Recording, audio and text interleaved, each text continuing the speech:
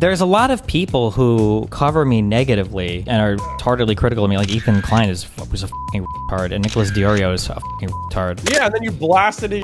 Like, you didn't blast Nick Diorio shit, but you hold on. But wait. Well, of course I blasted Ethan because it's all on the internet. But I didn't dox Ethan. I didn't dox Nicholas Diorio, or I didn't dox Willie Mack, even though I think all these people acted retardedly. This is like the world's best kept secret, though, if this is the case. Why would it be the world's best kept secret if we've already kind of known about it for 20 or 30 years? What are we talking about? That Trump was f***ing kids?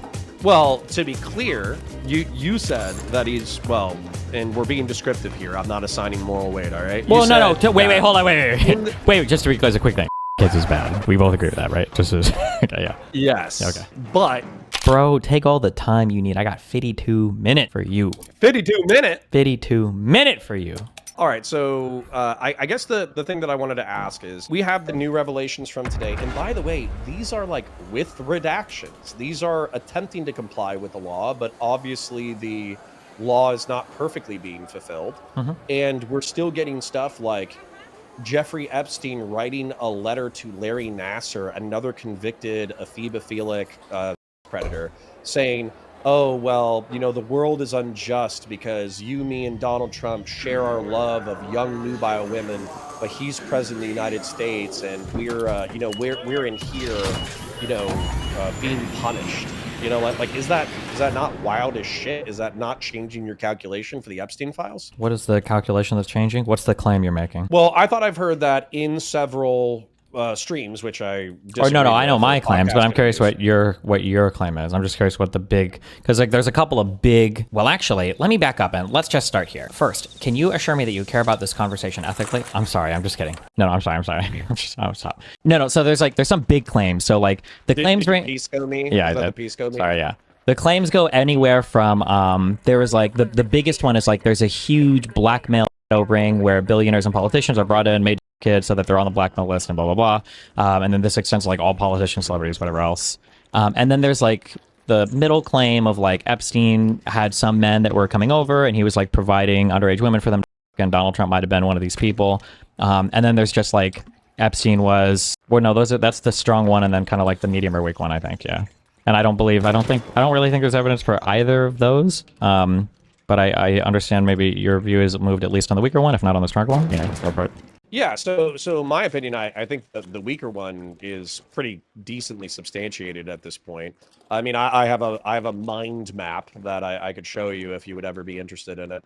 But effectively, we have like Jeffrey Epstein, Ghislaine Maxwell using modeling agencies to recruit young girls from, you know, flyover states in order to go participate in modeling gigs, party after that, and then those parties turning into orgies. And then for those people to be encouraged to sleep with rich and powerful men. And is the on that back on the last one or whatever? And I really two things. Okay, one, I view this as relatively apolitical. I think you do too, right? Like if well, I know you do, right? If conservatives or liberals were part of this, like we would agree that it's bad no matter what, right? Yeah, anybody who's engaged in underage trafficking should be burned. It doesn't matter if they're a Democrat or true, and people should never provide cover for those people either. Just kidding. Sorry, no, I'm not kidding. Okay, so there's that part, and then also I know that some people have very, very, very strong opinions on this. I don't think I've seen like strong evidence for it, but I'm not like super attached to anything one way or another. I swear to God. Okay, so if new stuff comes out or there's stuff I've missed, which there could be, then I'm like, oh, okay, whichever me. Okay, I'm just putting that out there. I'm not like married to a position on this. So I'm just saying that to ask that last part. You said that there was like a modeling agency where people are being drafted to go to parties, and then at the parties, those girls are being encouraged to like fuck wealthy people. Is this a thing that has been like super substantiated, or is this a thing that's showing up in like complaints and civil suits? Not to say that makes it false, but just that it's like just a kind of an allegation that we don't really have any proof for yet. Complaints, civil suits, and victim testimony. That's the evidence. Gotcha. Okay. All right. Yeah, so sorry, continuing with the theorizing, and you can poke holes in the evidence if you want. But the so for instance, like Katie Collins is one of the people who described in detail like the recruitment and grooming process. She's one of the girls from a flyover state that was allegedly recruited into the sex trafficking ring. She also wait, real quick, just to be clear, this is not the reporter person, right? This is a different girl. No, this is a alleged victim. Yeah. Okay. Just making sure. Yeah. Okay. Go ahead. And so, according to this alleged victim, and who knows what's hyperbole, who knows what's true, who knows what's real, we really just have her testimony. But according to her, what would happen, and she said that she voluntarily went to these events, being flown out multiple times. Mhm. And this is kind of where it gets like groomy to me, is that she was like 14 or 15 at the time of recruitment.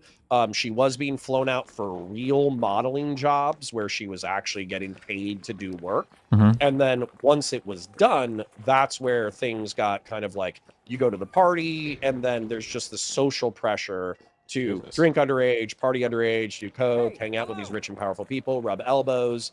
And then effectively, you're kind of told like the future of your career is reliant on you being amenable to this orgiastic party scene. Mhm. Ooh, okay. Well, and so, I mean, regardless of whether or not we have like really strong evidence, I mean, that does sound like if you were going to do this, that's how you would do it. Sure. And this also seems to be corroborated by other victim testimony. Mhm. This also seems to be corroborated by, for instance, some of the details released today was that there was a party that this girl went to in Mar-a-Lago. She went to Jeffrey Epstein's house first, and then people were going to be moving to Mar-a-Lago, and one of her friends stopped her and was basically like, "Hey, we can't go to that party because that party is for girls who are interested in participating in an orgy." Mhm. So there's three really difficult topics here to disentangle, and depending on people's perspectives, they're going to want to acknowledge some or not acknowledge some, and that makes it really hard to navigate this particular story. So from in no particular order. So the first one would be like grooming women explicitly for like pedophilic purposes. This is I think we all agree this would be a bad thing. Or any minor, like under 18, regardless, right? This is not a good thing. 2 and 3 are going to be weird. So for 2, you ever watch House? My goated show. Wait, hello? No, I'm still here. I was listening. Oh, do you ever watch House, the TV show? Yeah, of course. Okay. I just use that as a reference for like pop culture stuff sometimes. So men, it's a relatively recent phenomenon, maybe in the last 20 years, where we've like kind of said it's like really not acceptable to be talking about how like hot and fuckable like 15 and 16-year-olds are. So it doesn't surprise me at all if people were saying, I don't know if they would have no, it wouldn't surprise me at all if like 30 years ago, like people were talking about like when they say young and nubile, they don't necessarily mean like 18, 19. They could mean 14, 15, 16. And back then they might have even been like open about it. Not to say that doesn't make it acceptable. Obviously that's not good. So there's that at play, that like it was more socially okay for men to be creepy as fuck to younger women. And then the third thing is that an unfortunate reality that probably persists to this day, maybe not quite as strong, is that if you're an attractive woman and you're working in a field with a lot of men that are kind of like operating in that field, especially in more managerial roles, you're almost, I don't want to say you're expected to fuck them, but it's like almost always going to be like this thing that is always hanging over you, sometimes for a career advancement. So I guess all that to say, it wouldn't surprise me if a thing like this like existed in practice. I don't necessarily know if it would have been like Epstein is like, I'm going to recruit minors because I want to fuck kids or whatever, but more so that like I'm recruiting girls of all ages. I know these girls when they go to these parties and they want to advance, like they're going to be fucking, and I could set up, friends or whatever might want to come here. Like, yeah, that like on its face, that's all like pretty believable to me. Yeah, not that any of it's okay. I'm not saying that's okay. It's really bad. It's really gross, and even today it persists in form. Yeah, not good. Yeah. Mm-hmm. But so here's where the rubber hits the road for me though, because even if let's say that the cultural taboos around late teenage girls was different in the 80s and 90s than it was in the 2000s, and let's say that male sexual aggression was also viewed differently in the 80s and 90s. Okay, I think that's like descriptively, you could just look at pop media and see that that's true. Yeah. I think in the 60s and 70s, an example that somebody brought up was that Richard Pryor apparently had jokes about Spanish fly, which was like a drug that you put in a woman's drink to, you know, basically, I would say we would understand it as rape in the modern context, but apparently just like drugging women so they were out of their minds was just a thing at the time, I guess. Weren't there So, jokes on like the Cosby shows, like even related to like Quaaludes and shit? Am I making this up? Like, yeah, well, Bill, that's what Bill Cosby was accused of. He was accused of using rofinol. oh yeah, no, yeah, I know that he was accused of it, but I think that there were even like jokes about like, oh, you know, I put this in mom's drink and she gets a little woozy or whatever. Like, I like it's yeah, it's kind of fucking crazy / disgusting / insane at kind of just what was acceptable, and to some extent even today for what women are just have to deal with in terms of like male sexuality. But yeah, But where the rubber hits the road for me is that these people knowingly engaged in like criminal behavior. And what I mean by that is Alan Dershowitz in 1997 wrote an op-ed about why he thinks the age of consent should be dropped to 15, which basically just shows that he knew that the age of consent was 18.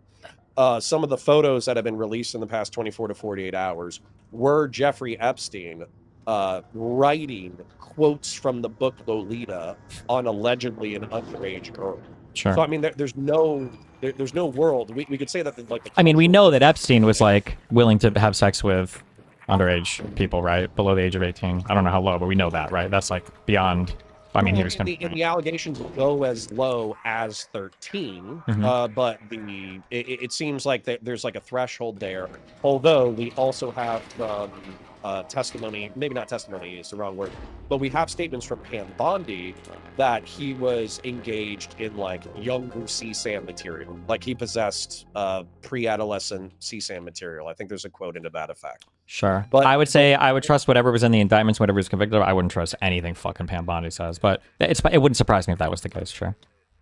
Well, right, but at some point, when, as an example, we have Alex Acosta allegedly flubbing up and saying that he never read. This is the prosecuting attorney for the federal district that was responsible for the original Sweetheart deal. That he never actually read the 40 sworn written affidavits from the victim. I think at one point he flubbed and he said like, oh, well, part of the reason why we prosecuted it the way that he did is because allegedly he had intel ties. Then we have the prime minister of Israel, Ehud Barak, in photographs, partying with Epstein, hanging out with Epstein, socializing with Epstein. When we have Virginia Giuffre saying that she had sex with Prime Minister Ehud Barak. When we have allegedly Mossad agents using Epstein's properties for operations, like at what point do we say, oh yeah, there's enough smoke here for fire? It's a good question. I think that I feel like you and me approach these things in a very different way, so I don't know if we're ever gonna see eye to eye on these. I would need something stronger linking these things, just because the guy was so wealthy and so influential. Well, maybe not influential, but definitely wealthy. I'm sure this guy talked with fucking everybody. So I don't know if I would say that, like, are you basically saying that there was like a broader, like, Israel intelligence involved conspiracy to keep this guy out of jail or something? Is that... Potentially, or he just flexed nuts that like, oh, well, I have all this compromising material on a whole bunch of powerful people, and we wouldn't want that to go anywhere, would we? And, you know, maybe Mossad or CIA vouched for that. I feel like the biggest thing that the hardest part for me to get over is why was he ever arrested and put in prison if that was the case? I've never understood that. Because if it was so egregious and the feds didn't take action, the state probably would have. Palm Beach County Sheriff's Office basically said, like, we are horrified by the deal that the feds have negotiated, and you know that basically they took it off of our hands. I understand what you're saying, but you're talking about like differently. Yeah, but you're talking about like the most powerful blackmail in the world wouldn't be able to make like a state case go away. Like, this is some real, like, renegade agent, like, I'm going off the grid and I'm really going after this guy. I don't care what the feds say, like, LAPD is taking care of this one. Like, it's not impossible, I guess, but it's... Well, but this is where I like our system. So, so for instance, in the state of Florida, something that we were told when we were going through the police academy is that the state police specifically are hired and trained to arrest local cops. So if you're a local cop and you do domestic violence battery, or you get a DUI, or you get a traffic ticket, or you get into a bar fight, or something like that, Sure. you better pray that it's like, let's say you commit a crime. You better pray that it's somebody from like the local jurisdiction who is friends with your chief who will help you sweep it. Because if a state police shows up, the state police are effectively trained to fuck everyone, including state attorneys, including prosecutors, including cops, because they view it as a viable anti-corruption measure to keep the state police separate and not to have them be part of the thin blue line. Yeah, that makes sense, I think right? it's entirely possible that state authorities wouldn't sweep for a federal crime. But you're talking about that goes the other way there, right? Like, it wouldn't surprise me that state authorities get that type of training, because local police dealing with local police is always going to be kind of like a weird conflict of interest. So you want the higher entity to deal with it. But like state police wrestling something away from federal police, it's not impossible, I guess. No, I think it's unlikely. That's probably why PBSO, Palm Beach Sheriff's Office, that's probably why they didn't do it, is because it went up to the feds, and it's up to the feds to figure out what they're doing, and the feds figured it out, and they wanted to keep their jobs. So they made a little bit of noise about it, but they didn't make that much noise about it, because technically it's not their responsibility anymore. Sure. So yeah, go ahead. But that's kind of my point, is that like we have the sworn written testimony of 40 victims for the federal case from Alex Acosta. We have Alex Acosta. What is it? He had like a 1.5-year prison sentence with work release where he was able to go to his job. Then Alex Acosta, somebody would have to look up the exact appointment that he got. But as a part of the Trump administration, he got an appointment. And I think it was like Department of Transportation or something. Or like Department that. of Labor, yeah. That was really dumb, yeah. And then he ultimately had to resign because of the pressure, because of the public pressure. Wait, did he? And then wait. That, he resigned because of that? Is that really true? He resigned. How quickly did he resign? He only resigned a few months into his job. But why would he have? How would he have survived appointment? I don't know if no. I think he was Secretary of Labor for 2 years.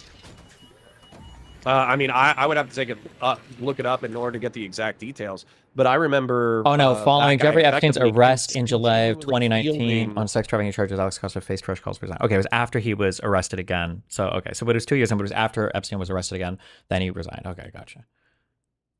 Well, so Alex Acosta, but also the other thing that I find weird or creepy is we have these communications between Steve Bannon and Jeffrey Epstein, where apparently once he was dismissed from the Trump campaign and no longer as good at boys with Trump, he got hired or accepted a job or suggested a job for Jeffrey Epstein of, hey, let's try to rehabilitate your image. And allegedly, that's where, these photos are coming from, where Steve Bannon is hanging out with Jeffrey Epstein. But one of their communications and text messages was like, hey, you were the guy that I was worried about most during the campaign, potentially tanking the Trump administration. Oh, I think I saw these a while ago. Yeah. He's like, yeah, I was the guy. I could have. Sure. This is like the world's best kept secret, though, if this is the case. I feel like there would be. Why would it be the world's best kept secret if we've already kind of known about it for 20 or 30 years? What are we talking about? That Trump was fucking kids? Well, to be clear, you said that he's, well, and we're being descriptive here. I'm not assigning moral weight, all right? Well, no. Wait, hold on, wait. Just to recognize a quick thing. Fucking kids is bad. We both agree with that, right? This is, okay, yeah. Yes. Okay. But I think that what you said earlier is descriptively true, which late teenagers in the 80s, 90s, and thousands and male predatory sexual behavior was a lot more normalized. Yeah. Was culturally different. So even if it was illegal, it was perceived differently. So I don't think that when Jeffrey Epstein was throwing these parties or whatever, that everybody was going to the parties and they're like, ha ha, we're a bunch of pedophiles, ha, like they were probably thinking like, oh, I'm going to party with a bunch of attractive models and we're doing these things and we're doing so real quick. So while that's possible, and this is one of the reasons why I don't like necessarily. Sorry, 1 second, I got to mute myself. Okay, fine. Sorry, need to talk to the wife for a second. So, So anyway, I was saying different. Real quick. Was the reason why I don't like the wild goose trails, horse trails. What's the word I'm looking for? The goose hunts. Wait, what the fuck is the phrase I'm thinking of? I'm losing my mind. Wild goose chases. Goose chases. There we go. Not goose trail.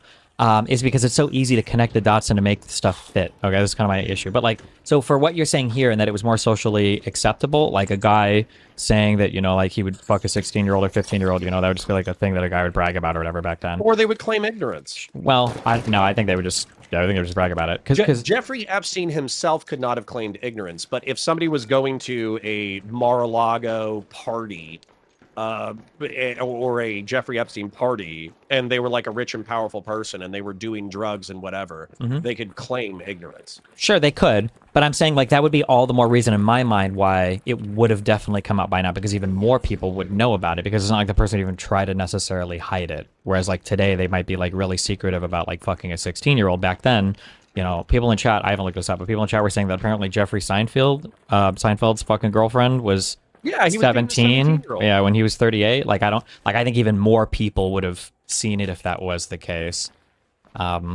Sure. And you know, by the way, you know, this is where Megyn Kelly got in trouble, right? Where she's like, actually, it's not pedophilia, it's a phebophilia. Hurt to dirt. Like, sure. But that's where I think the modern instinct, maybe I'm being too progressive here, but the modern instinct that the reason why we have the age of consent is because, yes, people might be physically more mature, but they are intellectually and maturity-wise, emotionally, they're stupid as fuck. Like, we've all met 18-year-olds, we've all met 19-year-olds, they're dumb as fuck. And then also there's a huge maturity thing that happens between 18 and 25. And then not just that, like we understand that people will be sexual at that age, but that's why we have the Romeo and Juliet exception, where if depending on the state, I don't know, 5 years or 3 years, then we don't care, because we just don't want a 50-year-old taking advantage of a 16-year-old or a 17-year-old. Yeah, sure. Wait, I don't know what this argument is for. I don't disagree with any of this, right? Well, but that's what I'm saying is that attitude has shifted in the past 20 or 30 years, where these people knew that they were probably doing something illegal, but it was more socially acceptable. Well, I don't even know if it would have been illegal, right? Like what? Like, why would Alan Dershowitz write an op-ed to reduce the age of consent to 15 unless there was some law standing in the way of him doing this legally? Well, and I don't know what the laws are today. I don't have my libertarian card anymore. But like, isn't somebody in chat put the age of consent in Florida was 16? Is it now, or is it? I don't know what it is now, or if it's 18 or 17. We would have to take a look at it, because basically, I don't think that a 16-year-old can hook up with a 50-year-old in the state of Florida. I still think it's 18, but I think 16 is like the Romeo Juliet stuff. Maybe. I don't know 100%. I think the thing for the people that are talking about the ephebophilia, pedophilia thing or whatever, if I ever threw this up, which I might have, I think the annoyance that I had a long time ago, minor, I don't know that much, whatever. But is that when I heard about all the Epstein stuff initially, before I looked at any of it, I thought that Epstein was like flying out fucking like 8, 9-year-olds. I thought he was on some crazy pedophilia shit. 13 is really bad. 14, 15, 16 is really bad, especially if these are older guys. I think that I think it's fundamentally a different conversation, though, one that's still really bad. But I think it needs to fixate on how predatory and strange, especially like wealthy and powerful men, can be around younger women, and that can go up to through early 20s, depending on the environment. It's still really bad, and obviously in this case, if anything comes out, 200 years ago, Edgar Allan Poe married his cousin who was like 13 or something. I forget the exact details, but obviously, like our perspectives on maturity and sex and all that kind of stuff have evolved over time. The issue with Megyn Kelly throwing up the ephebophilia thing is I don't think she's doing it to say there's a huge other problem that we should focus on. She probably is just throwing it up more as like a defense of the behavior, period, which is probably not good. Yeah, that would be my guess if she was. Regardless of whether or not how she's intended it, that's obviously how it was read. Sure. Because what it seemed like was more stuff was coming out, and she wanted to make a differentiation so people could make moral excuses if powerful people had participated in the behavior. Sure. Even if that's not how she intended it, that's definitely how it felt. Sure. So, well, hold on though. So here's the thing though, is we have so much smoke. I understand that we don't have fire, but we have Jeffrey Epstein allegedly I guess confirmed in a lot of degrees. Oh, there's also, just as a quick thing, because like fuck me. All of these words are so fucking loaded. Another thing that's a little bit annoying is when you say sex trafficking, My understanding, I could be wrong on this. My understanding is for the charge of sex trafficking. Sex trafficking is literally if you've paid for a girl to go or travel between state lines and then you have sex with her if she's underage, that constitutes trafficking. And I can agree in terms of like criminal stuff that would be like adequate to charge the crime. But again, a much different connotation between like this girl is like taken, is like kidnapped, drugged, and then like sent to some guy to go have sex with versus like a 17 or 16-year-old was flown out for some modeling event, you know, and then guys were fucking her too, and that was kind of the expectation. Again, not good, but Well, that's, one is like no, way more that's than the other. actually exactly what Katie Collins' testimony is, because she went back after the initial event. So clearly there was some enticement of money, professional opportunity, clout, power. These were used as leverage because they I think one of the interviewer or whatever, or she just mentioned it voluntarily. They were like, well, why didn't you tell your parents? Like, why didn't you tell your parents that you were being flown out to New York in order to participate in orgies and do drugs and all this kind of stuff after your modeling gig? And I think a direct quote from Katie Collins is, well, they if they had found out that that's what was happening, they would have never. And consciously or subconsciously, clearly what's happened is, even though she's being violated legally, even though her lack of maturity is being taken advantage of, she, in her youthful state, 14, 15 years old, she was hoping for clout, money, power, access, which is exactly what Jeffrey Epstein was using in order to get these girls to effectively volunteer to participate in. Yeah. Also, I'm sorry, I get so triggered when I hear this, and fucking Doobie, the dipshit, try to pull this out. If a kid does a bad thing, it is very easy for that kid to get roped into doing more bad things because for whatever fucking reason, and I remember being like this, like it's just stupid. Kids, like the worst thing in the world is like getting in trouble with your parents for some reason. You just don't ever want like mom and dad to find out you've done something bad. So like if a kid has done a bad, and especially an older person who's in a position to flip that on them knows it, you can leverage that into getting the kid to continue to do bad things, especially if the kid ever thinks that they benefit in any way, size, shape, or form. So if you get one of these young girls to fly out and do some gig or whatever, and she also had sex with an older guy while she was there, like it's probably pretty easy for those men, not only offering her future opportunities, but to say, well, if any of your parents find out, like your whole shit is over, they're gonna hate you. Like, yeah, that's, and anybody that questions that is such a fucking retarded piece of shit. Like kids can so easily be manipulated and shit like that because they're like the number one concern in a kid's life is getting in trouble. Yeah, but yeah. Yeah, and well, and that echoes, of course, like I treat, as a former law enforcement officer, I treat testimony as something that can be used as evidence, but always needs to be corroborated. And so as an example, something that goes along with what you just said is that there was a girl in Palm Beach who was hanging out with Jeffrey. I don't remember the exact details, but it was one of the FBI reports. And effectively what happened was Jeffrey Epstein like stole photographs, like bathing suit photographs, model posing photographs of this girl's sisters. And she thought it was super creepy. And then not just that, he was asking her to take more like nude or semi-nude or bathing suit photos of other girls like that she knew. And she reported that to law enforcement. But like what she reported Jeffrey Epstein said when she was thinking about going to law enforcement is, you better not tell anybody, because if you tell anybody, I'm going to burn down your fucking house. Sure. And so that's like where there's this threat of coercion. And this is a time before cell phones, audio recording, video recording. It's infinitely more difficult to corroborate these statements, especially for a kid. Yeah, compared to now. Yeah, I agree. We don't have like as far as I know, there's not a serious contention besides the fact that I think there's a shitload of smoke to the point that I'm more willing to believe more extreme claims, and you're not willing to do it without hard evidence. But I mean, this has been our dynamic through several. Sure. It also depends on like what type of like accountability are we looking for. Like I think it is probably important to protect the criminal standard. I think is totally fair. To say that like, well, there's probably not enough here to like indict somebody on a crime. But like there are civil cases that these people are, well, they can't bring up against Epstein, I guess. People have brought up against Trump. And then there are obviously our public accountability standards, right? Like, should Republicans support Donald Trump if they feel like he was kind of involved in this type of stuff, or if so many men look the other way? But yeah, I really do feel like young girls is like the slavery of our like past generation. where you look back on it and, you know, in our current day, it's like, Jesus, can you really own slaves? Like, that's crazy. Did anybody support that?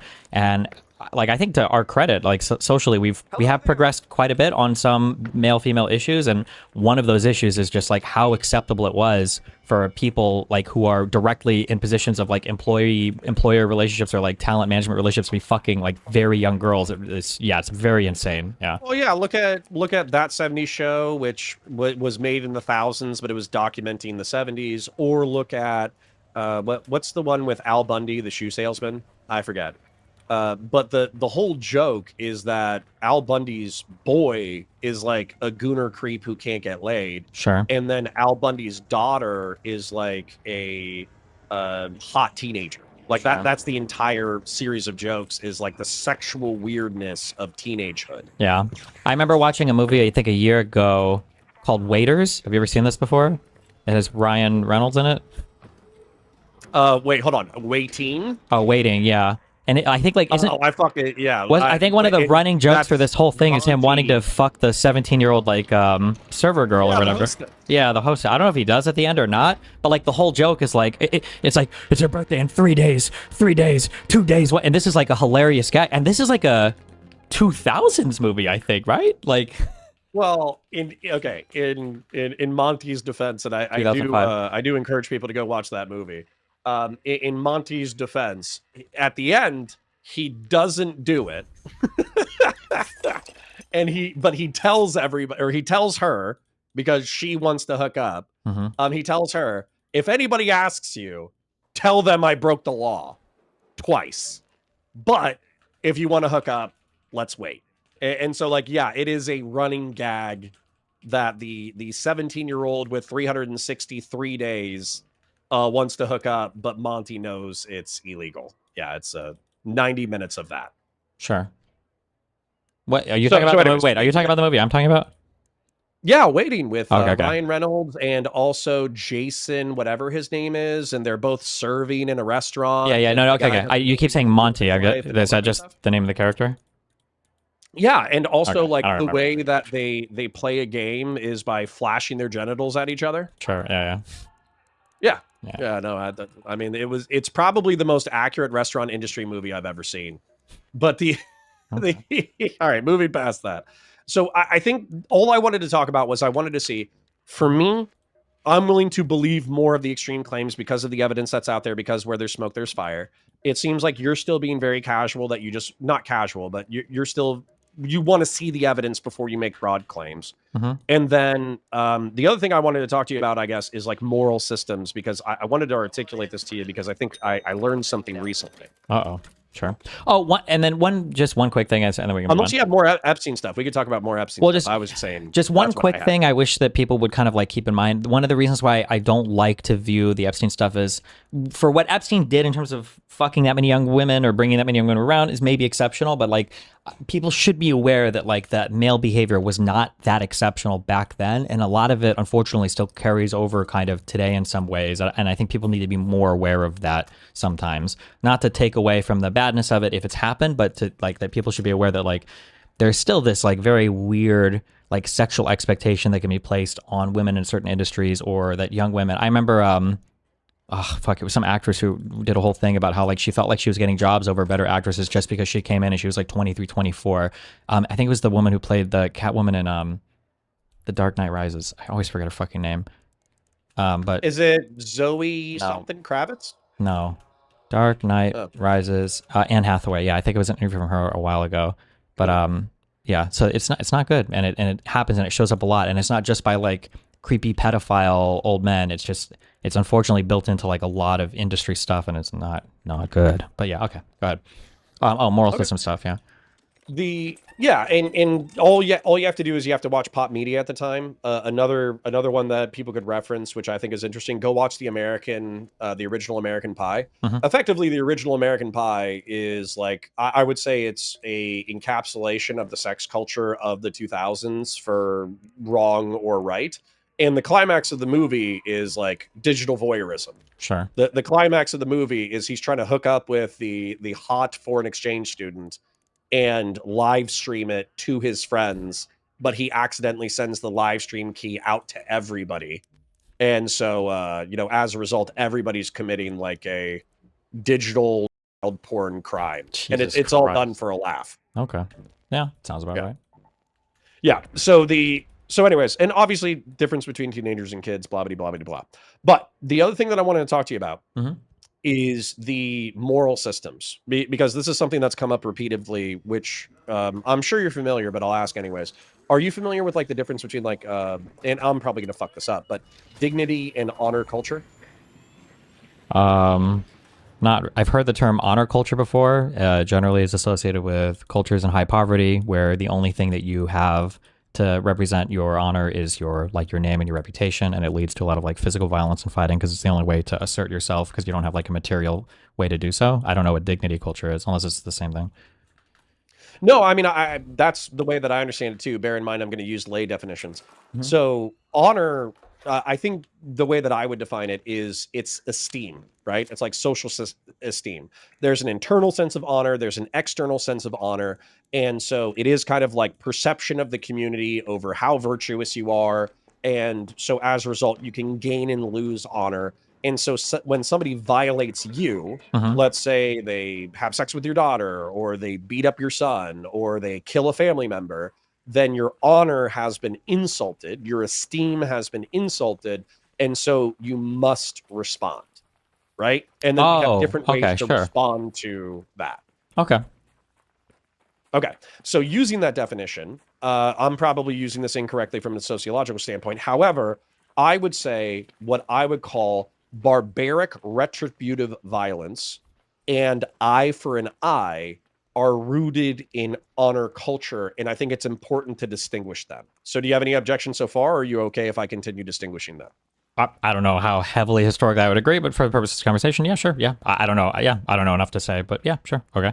Okay, so the way that I would distinguish these things is barbarian retributive violence is that somebody kills a member of your family or something like that. Let's say it's the Viking days, Mm-hmm. and in response, you just like slaughter their entire family, kidnap all the women, you know, enslave all the children, this, that, the other. Sure. And so that is barbarian retributive violence because the punishment is not proportional to the original offense. Sure. Wait, can I ask real quick, where are you getting this from, or where did you stumble on this? Weirdly enough, I got it largely from a community member of yours, Reason Riffs. We Okay, talked okay. about tit for tat. Gotcha. Okay. Okay, go for it. Yeah, I'm And listening.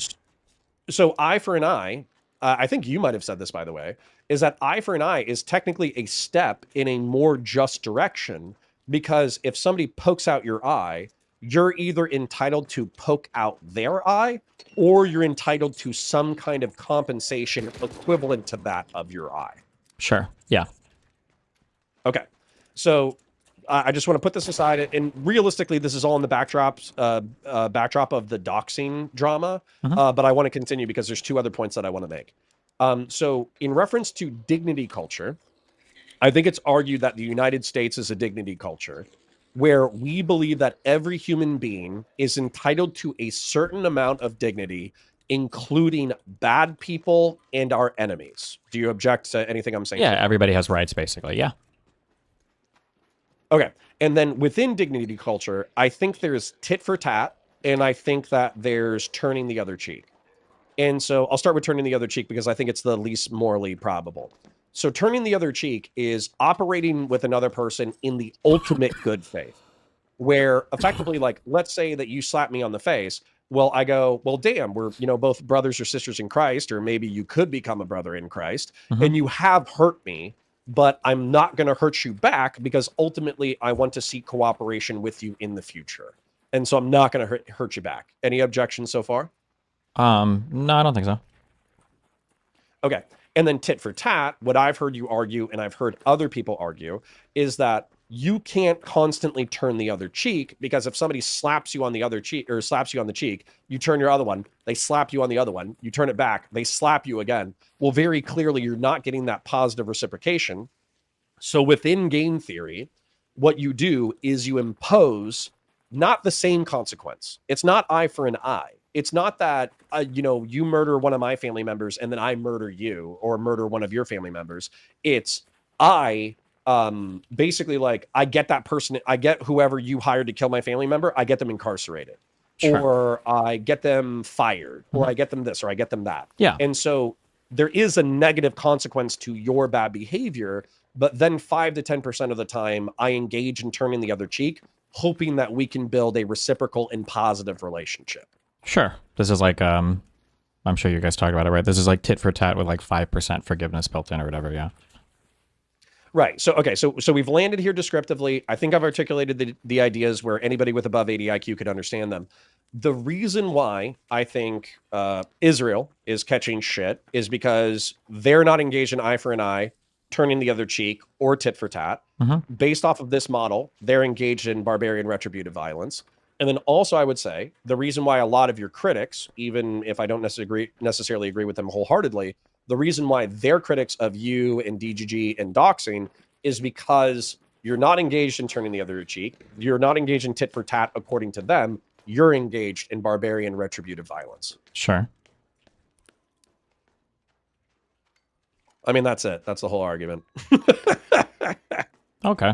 Yeah, I mean, like I can see where people are coming from. I think the main issue, there's like this third layer that exists now that we have to talk about a lot today, because the ability for us to have an incorrect view of the world in some ways is like stronger than it ever has been, because you can make shit up, put it online or whatever, and you have the ability to do that in ways that maybe people in the past didn't quite have the ability to do that. So one of the biggest issues that I'll have when it comes to communicating like what's been done to me is that it's a lot of stuff to keep up with.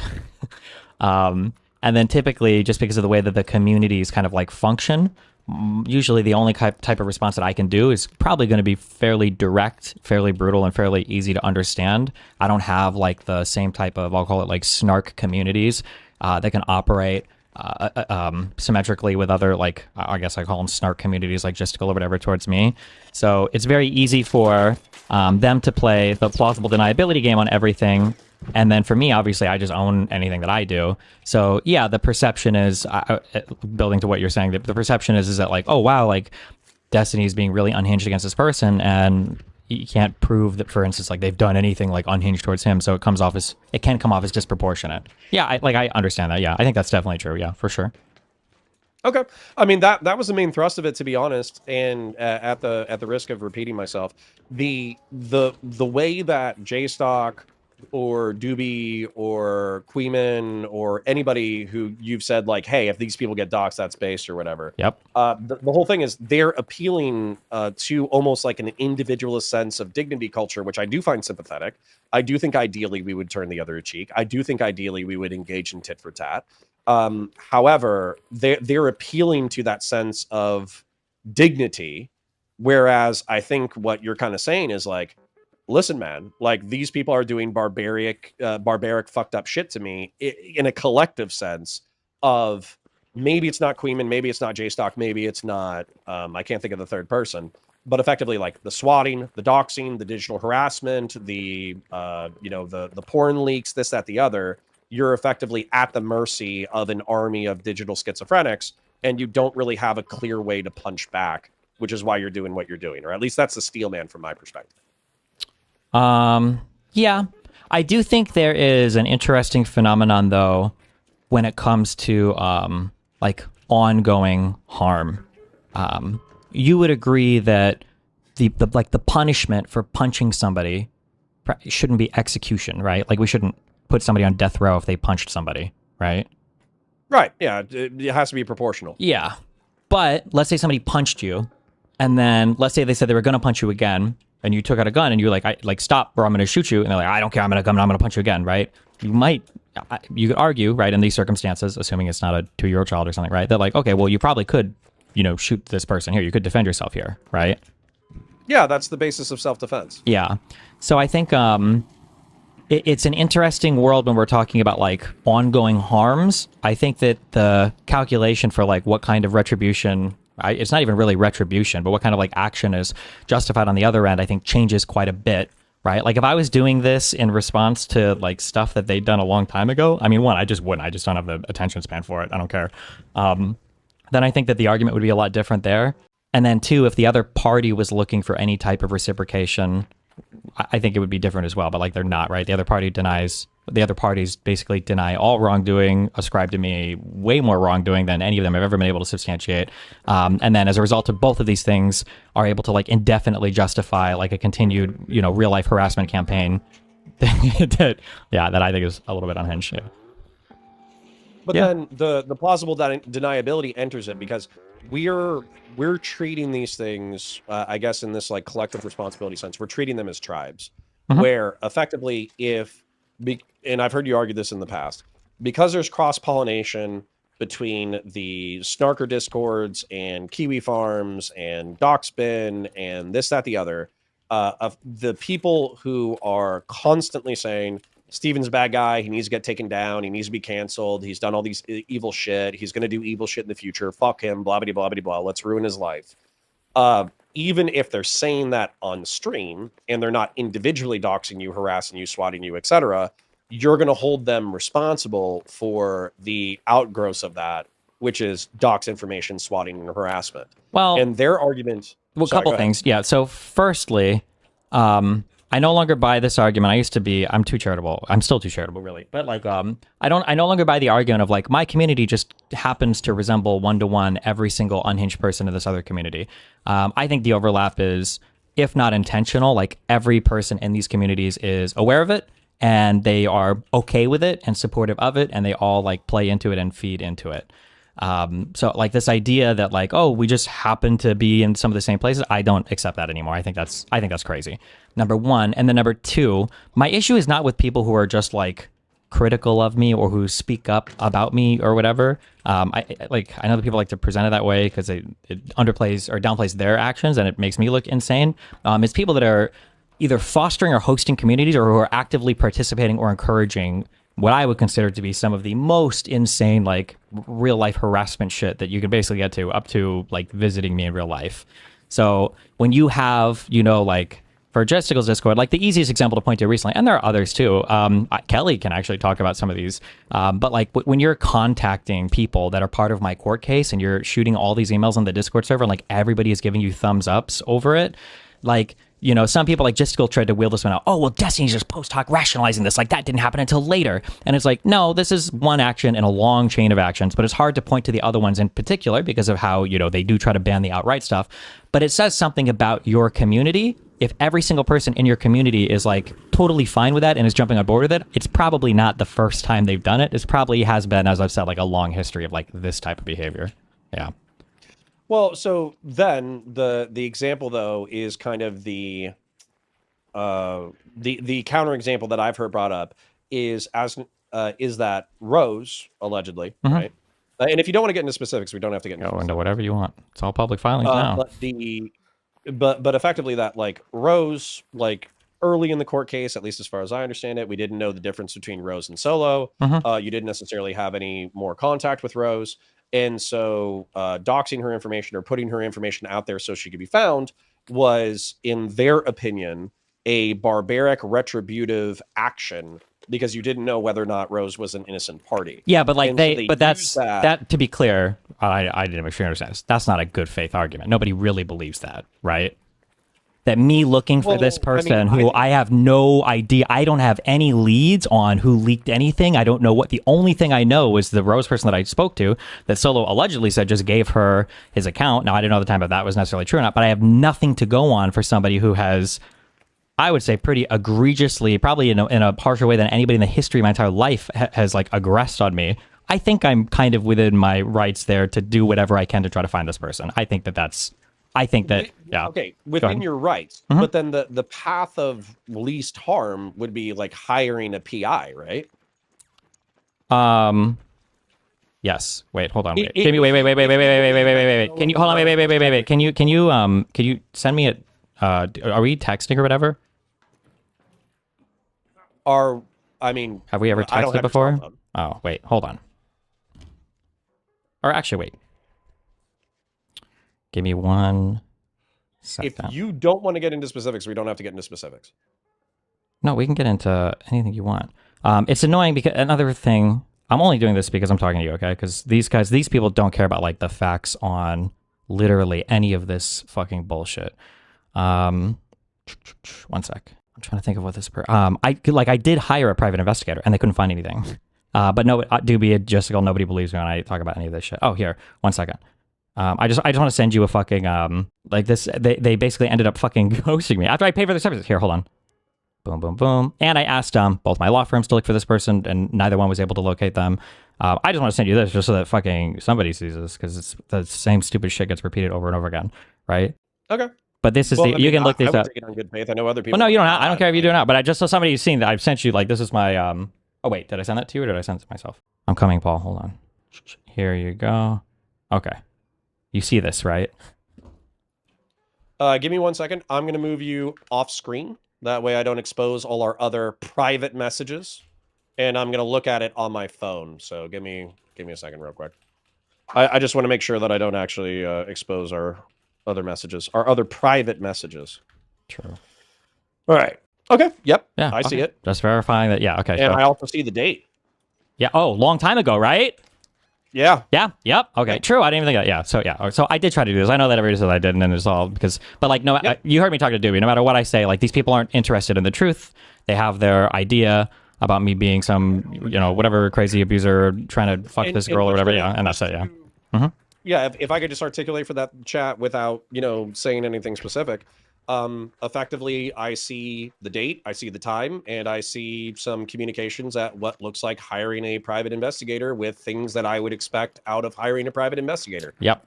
Which is also why I was annoyed when Pixie put in her filings that they spent money to hire a private investigator to find this girl. They didn't. They just got it from Kiwi Farms. And now I know that because it was the person from Gisticle server that emailed them and then threatened basically the girl to get her to email Joan as well. So, yeah. Well, okay. So what I want to say though, which is saying this as a online and slightly IRL friend of 5 years now. So I guess the reason why, like, I know that you're pulled between many forces at all times. And as an example, people want you to have a schizophrenic personal life because it's entertaining. It's entertaining. It's fun to talk about. Whenever something pops off, I mean, I'm guilty of it too. We call it the Destiny dick watching traffic helicopter, because the easiest way to get a few hundred live viewers is to cover personal drama, in your life, right? Sure. And it's an easy way to make money. It's an easy way to get a larger following. But as your online friend, I don't want to see you hurting yourself for the entertainment of the chat. Yeah. And so. And to be clear, I'll reiterate this for the billionth time, although I don't think you believe me, but my audience knows that my personal life has been pretty divorced from my stream for like the past 2 years. It's been significantly less than it ever was in the past, but yeah, go ahead. Well, but then what I was going to say in reference to that personal life is divorced from the stream. I want that to continue, I suppose. Yeah. But then also in reference to dealing with these anti-fan communities, if we're talking about you participating in barbarian retributive violence, I mean, maybe that we can envision an enemy. To be clear, I wouldn't consider what I'm doing barbarian, whatever. I think it's pretty. I think it's pretty eye for an eye in terms of, yeah. Okay. Well, however if we want to classify eye for an eye, I think that your critics are categorizing it as barbarian retributive violence. But regardless of what it is, sometimes barbarian retributive violence could be justified. Right? Because if there was, let's say that we're barbarians and this is like caveman days.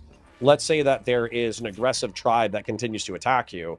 Well, if you keep doing reciprocative penalties and they keep trying to take you out, then all you're doing is you're tolerating somebody who wants your destruction. And so, sure. Although I will say, let me just say this, like, one of the things that I look for when I'm seeing like how true a person's claims are, especially when it comes to like fear, is I'm looking at how the person is behaving or acting.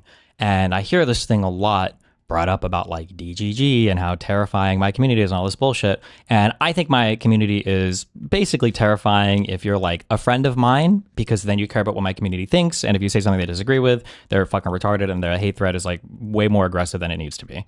But that's about the extent of terrifyingness that my community goes to. And when I asked Doobie, what's an example of my community like real life harassing somebody? The only example he could give me was Darius apparently going to the wrong house for Ryle Kittenhouse. And Darius is retarded and does his own shit. And then he had a video of Darius walking up to Lauren De Laguna on the street and talking to her for 30 seconds. It's fucking retarded.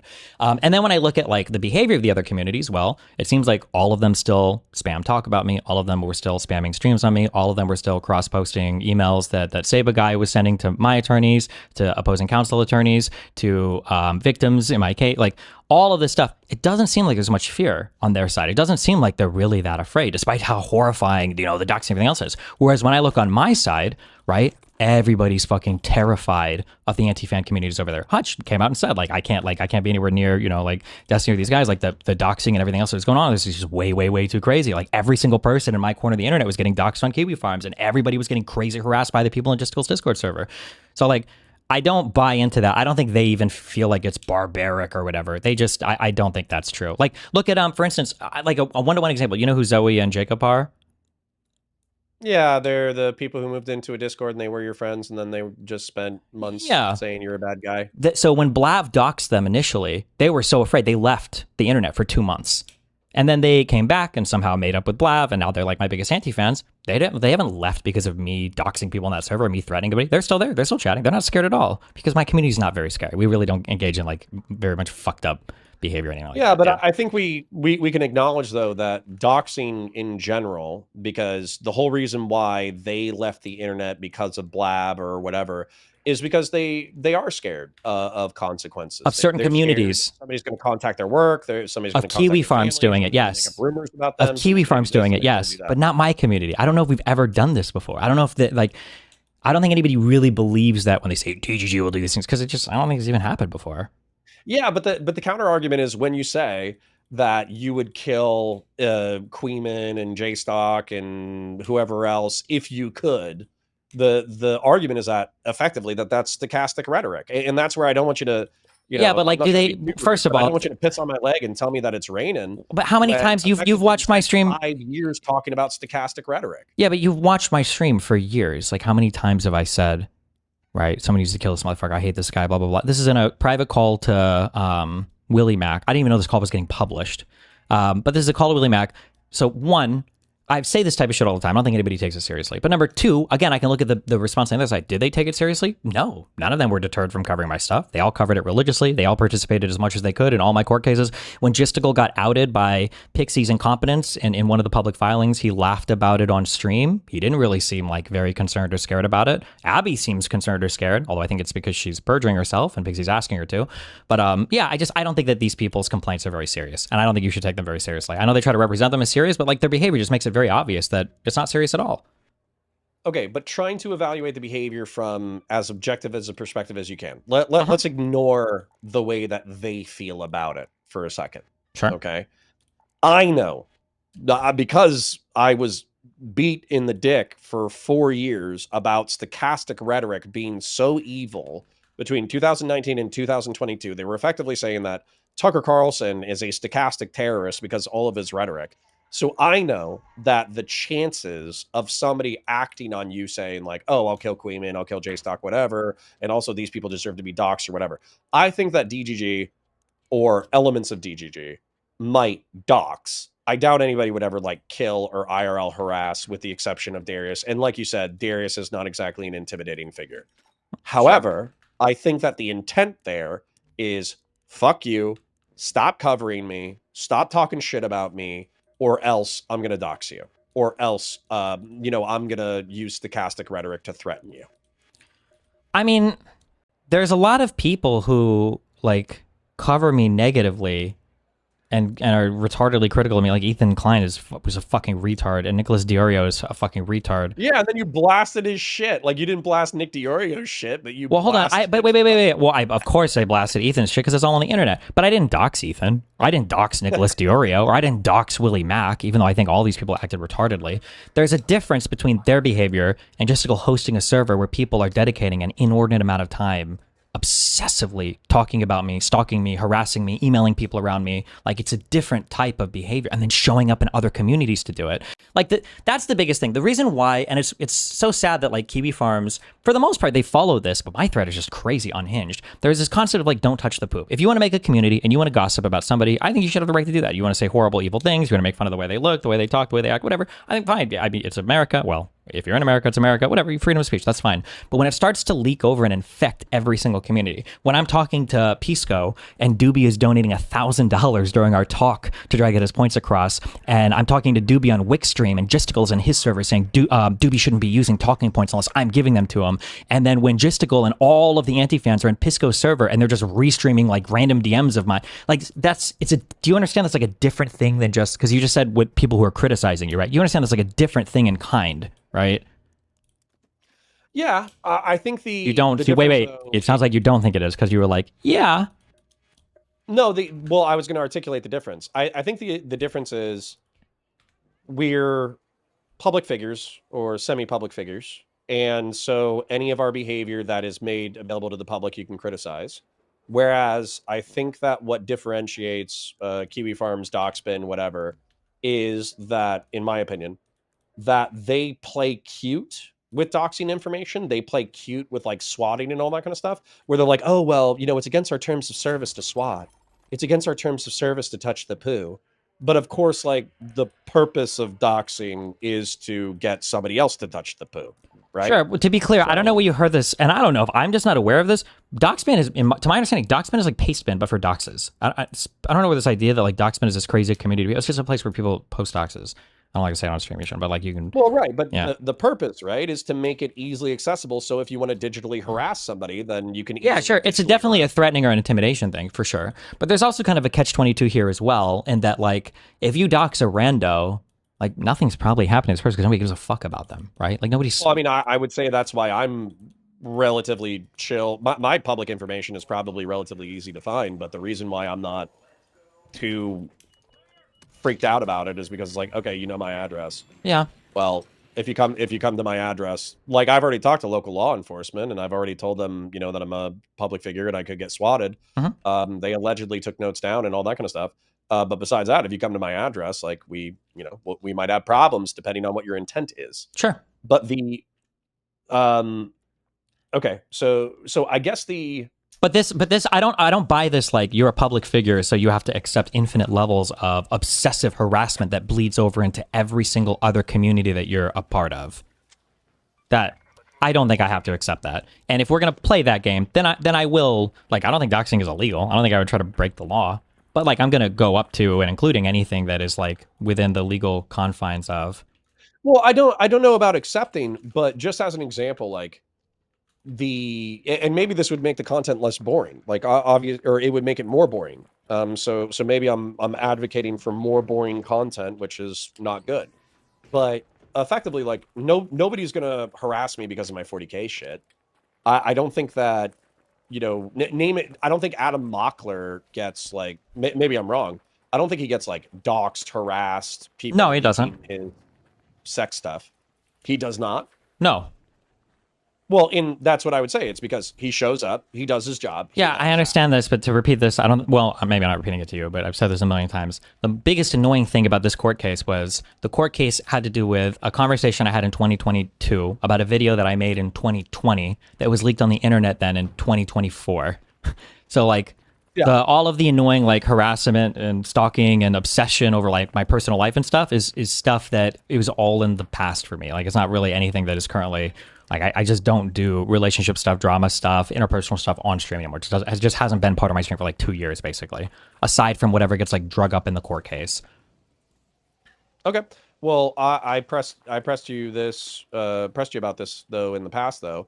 Are you still engaging casually with women who you may or may not know a lot about them, and therefore they could blow up on you? I mean, the biggest change in my behavior is I just don't mess with any like streamer, YouTuber people anymore. If they're an online person, that's like the #1 red flag I found. More than BPD, more than fucking criminal record, more than anything else, is if a person is a streamer or like any kind of public social media figure, then that's always like the biggest red flag. And that's been the #1 thing that's kept more or less everything off of my stream for the past like 2 years. Yeah, but your sex negative followers, like me, and probably Kyla to a degree. Sure. There are people where if you engage with them casually, you do not spend enough time getting to know them. Therefore, you don't know who they are. Therefore, if the relationship sours, they could very quickly become an online person in order to blow your shit up. Yeah, I mean, I guess theoretically that could happen, huh, Connor? Generally speaking, Oh yeah. generally speaking, I would say over the past 2 years, this is like significantly decreased. My guess is by the end of this year, it'll basically be at 0. But yeah, yeah. I mean, like all that. Yeah, I yeah. just want to share this, and then honestly, I'll stop Yeah, moral you're good. talking unless people are finding it entertaining. The I think the reason why, as one of your sex negative internet friends, I want it to be 0, is because like the you've paid a lot of people around you. Well, number one, you've paid a lot of consequences for the things that have happened. Number two, the people around you who want what's in your best interest or whatever, if they go out on a relational limb, and I do think it's funny that effectively, like, you've known Dan forever, which is why Dan is, your friend. Kyla and I would say, are more conservative in some regards. And I think that loyalty is probably something that we value, which is why I think that despite some turbulent times, we haven't just totally been like, oh, fuck Steven, let's backstab him instantaneously. So, but the point with that is, the reason why I wanted to drop the 0 is because I don't care if you goon. I don't care if you have fun. I don't care if you're promiscuous. Whatever. You're an adult. You need to make up your own decisions. But when you're loose and fast with random people and you trust them too much too quickly, what ends up happening is if they decide to blow your shit up, and they're private people, but they decide to be internet people and then blow your shit up, we look like fools. Kyla and I look like fools because we're trying to be your friend, we want to be your friend, et cetera, but then it looks like you're not learning lessons from repeated social blows. Yeah, I guess. Sure. All right. So I understand that. Yeah. That's really I know it's really hard, and I know that you guys are in compromise. Sure. I know you guys are in compromised positions, I guess, as a result of that. I guess it's impossible. I do wish it was possible for some people to say, like, oh, like, sometimes a person makes a mistake and it doesn't have to reflect negatively on me, or you. But apparently this is impossible, I guess, in this day and age. But yeah, I mean, and birds of a feather flock together. So effectively, like, regardless of whether or not guilt by association is a correct perspective to take, it's one that people use all the time. I guess on our side they do. Yeah. Sure. Listen, you know what? I'm just going to become a conservative, and then we're fucking Gucci, okay? You and me can go conservative together, and then I can... Right, yeah, we could be... motherfuckers, and they don't care on that side. They don't care about anything. That's they don't the care true that the future. As a pedophile, that's good God. Based. So, anyways, that was realistically just for the sake of momentum. If you had something else that you wanted to talk about, I'd be happy to talk about it. But I did want to kind of ask you about the Epstein thing, see if you'd evolved on that at all. And then I did want to talk about the moral systems because I do think people are perceiving it differently. But that's what I had. That's all I had. Okay. Yeah. Well, how's life going for you in general otherwise? Pretty good. Wife and I, we talk smack every now and then, but the stream is going great. We're kind of a smaller community. We're only like 100 to 150 lives, so we're not a particularly large community, but I have a disproportionately generous community. Just as an example, despite only having 100 to 150, today I've had 40 super chats of varying dollar amounts. Nice. It's all those Warhammer fans. They've got all that extra money in between seasons that they're not spending on figurines and painting kits and everything, I don't have time for that anymore. Although, I guess the thing that I should shill, I'm doing CounterPoints 40K, obviously still in the background, where I'm breaking down the wonderful world of Warhammer. But I also launched CounterPoints Sci-Fi and Star Wars, and we are posting weekly content. So if you want to see breakdown content of Sci-Fi and Star Wars, then CounterPoints Sci-Fi and Star Wars is where to do it. Okay, awesome. Well, all right. I love you. All right. Be careful. Stay safe. I love you too. Stop being an idiot. Stop gooning. Stop fucking with crazy people. And never do that. Take care of your people. I love you. Be careful. Bye. All right. Bye, bud. I don't even know what I'm collecting. I can't. These stupid cranberry things or whatever they are do not spawn enough on these stupid fucking maps. They should be everywhere. They should be bountiful. Okay? Look, I don't see them anywhere. It's a cold snap. There are bushes here. Where are the berries? They're not here. Because it's... Wait. Oh.